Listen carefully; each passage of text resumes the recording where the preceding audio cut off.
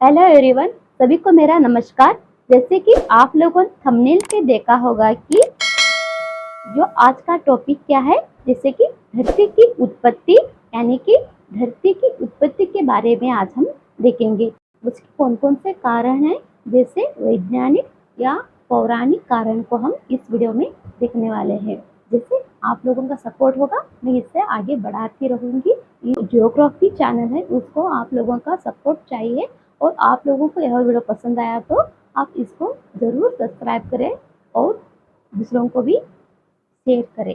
जैसे यूपीएससी में एनसीईआरटी को पढ़ने से पहले इस एनिमेशन के थ्रू थोड़ा सा हम इसके बारे में जान लेते हैं। तो एनसीईआरटी जैसे कि 11th स्टैंडर्ड की जो जियोग्राफी एनसीईआरटी है, उसको पढ़ने में बहुत ही आसानी हो जाती है ना। चलिए स्टार्ट करते हैं कि सबसे पहले ब्रह्मांड की उत्पत्ति कैसे हुई। जैसे कि बिग बैंग थ्योरी कहते हैं हम, बिग बैंग थ्योरी की शुरुआत कैसे होती है, ब्रह्मांड कैसे बनता है। पहले हम ब्रह्मांड के बारे में जानेंगे, उसके बाद जो है धरती के बारे में कोशिश करेंगे। सबसे पहला जीव कैसे उत्पत्ति हुआ उसके बारे में, तो उसके बाद जो है एनसीईआरटी स्टार्ट करेंगे। एनसीईआरटी जो पहला टॉपिक है 11th एनसीईआरटी जियोग्राफी की, उसको हम स्टार्ट करेंगे पहला टॉपिक। तो पहला टॉपिक में इसी के बारे में दिया हुआ है, तो थोड़ा बहुत एनिमेशन के थ्रू आप लोगों को समझा देती हूँ। धरती की उत्पत्ति की कहानी ब्रह्मांड की उत्पत्ति से शुरू होती है। विज्ञान के अनुसार लगभग 13.8 अरब साल पहले एक अद्भुत घटना हुई, जिसे हम बिग बैंग थ्योरी के नाम से जानते हैं। इस विस्फोट से ही समय, स्थान और ऊर्जा की शुरुआत हुई। इस सिद्धांत के अनुसार सबसे पहले ब्रह्मांड बहुत छोटा और घना था, फिर एक बड़ा विस्फोट हुआ।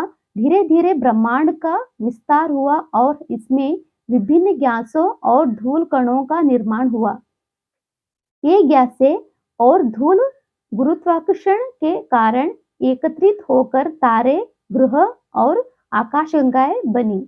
बिग बैंग थ्योरी को कई वैज्ञानिक प्रमाण भी मिले हैं, जैसे कि ब्रह्मांड की रेडियोधर्मी विकिरण और आकाशगंगाओं का लगातार विस्तार हो रहा है। अब जब हमें ब्रह्मांड की उत्पत्ति का थोड़ा सा अंदाजा हो गया है, तो आइए जानें कि धरती कैसी बनी।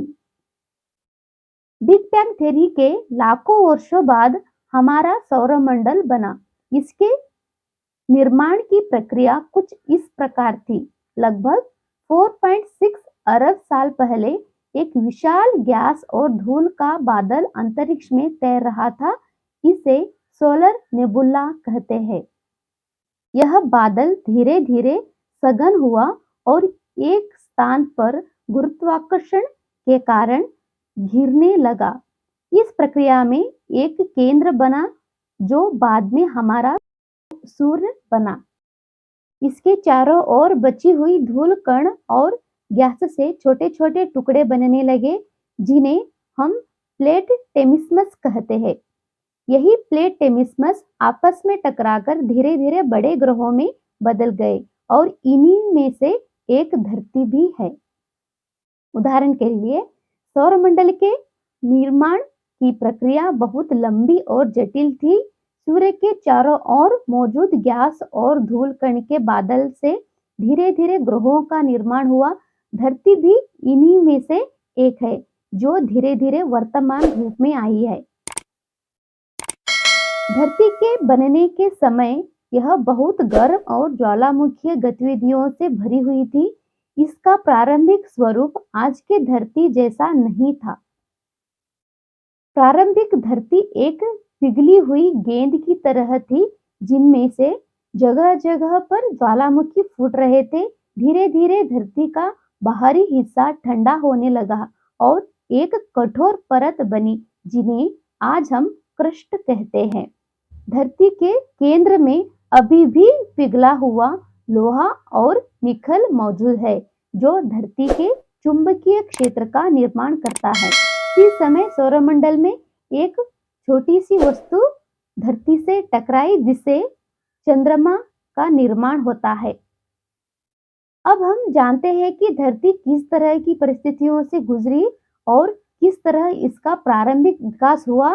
अगला चरण और धरती पर पानी और जीवन की उत्पत्ति पर है। पानी धरती पर कब और कैसे आया, यह एक बड़ा प्रश्न है। इसके कई सिद्धांत हैं। एक सिद्धांत यह कहता है कि धरती की ज्वालामुखीय गतिविधियों से जलवाष्प निकली और धीरे धीरे ठंडा होकर महासागर बने।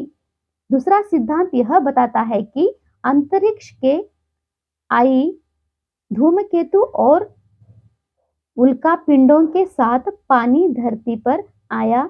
इस उल्कापिंडों में बर्फ मौजूद थी जो धरती पर गिरने के बाद पिघलकर महासागर बन गई। जीवन की उत्पत्ति। धरती पर जीवन का प्रारंभ कैसे हुआ, यह विज्ञान का सबसे बड़ा रहस्य है। माना जाता है कि लगभग 3.8 अरब साल पहले धरती पर पहला जीवन उत्पन्न हुआ। इस विषय पर कई सिद्धांत है, जैसे कि रासायनिक विकास सिद्धांत। जीवन की शुरुआत रासायनिक प्रक्रियाओं से हुई है। समुद्रों में मौजूद विभिन्न रसायनों ने मिलकर अमीनो एसिड और अन्य जैविक तत्वों का निर्माण किया।